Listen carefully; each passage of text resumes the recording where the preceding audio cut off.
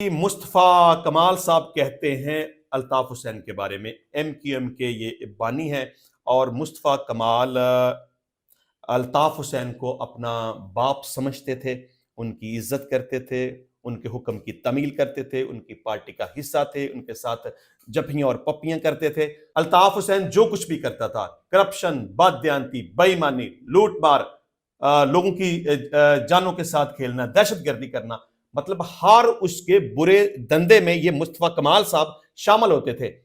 اور آج یہ اس کے خلاف ہو کے باتیں کرتے ہیں، برا بلا کہتے ہیں، لعنتیں بیچتے ہیں، گالیاں نکالتے ہیں۔ بندہ ان سے یہ پوچھے کہ ٹھیک ہے، تم جو کہتے ہو اس میں شک کوئی نہیں ہے، یہ بالکل صحیح باتیں ہیں۔ تم اگر برا کہتے ہو، تم انہیں قاتل کہتے ہو، تم اسے دہشت گرد کہتے ہو، تو تم صحیح کہتے ہو، تمہاری گالیاں نکالنا درست ہے، لیکن تم یہ بتاؤ کہ جب تم اس بندے کے ظلم اور ناانصافی میں اور اس کی کرپشن میں اور اس کی دہشت گردی میں اور اس کے بندے مارنے میں تم شامل تھے، تو اب تم کس منہ سے اس بندے کی مخالفت کر رہے ہو؟ جو وہ تھا تم بھی وہی ہو۔ تو اب اگر تم کہتے کو جی وہ بندہ صحیح نہیں ہے، تو پھر تمہیں اپنے بارے میں بھی سوچنا چاہیے کہ اگر وہ صحیح نہیں تھا یا نہیں ہے تو تم بھی تو صحیح نہیں تھے۔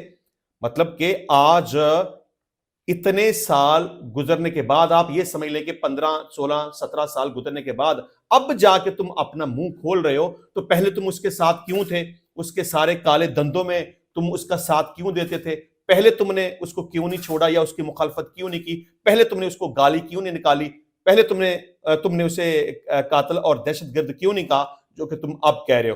چلیں جی، مصطفیٰ کمال کہتے ہیں کہ مہاجروں کا پورا قبرستان بھر گیا ہے، جیلیں بھر گئی ہیں، نوجوان لاپتہ کرا دیے، مائیں در بدر ہو گئی، پوری قوم تباہ ہو گئی، مگر اس حرامی الطاف حسین کا حرامی پن ختم نہیں ہو رہا۔ یہ بھی کہا کہ الطاف حسین شیطان ہے، یہ بھی کہا کہ الطاف حسین ایک بدکار شخص ہے، یہ بھی کہا کہ الطاف حسین کا ڈی این اے ہی خراب ہے، یہ نطفہ بے تحقیق والا ہے کہ جن کو صبح اٹھ کر وہ جوتے مار دیں تو پورا دن سیٹ رہتے ہیں۔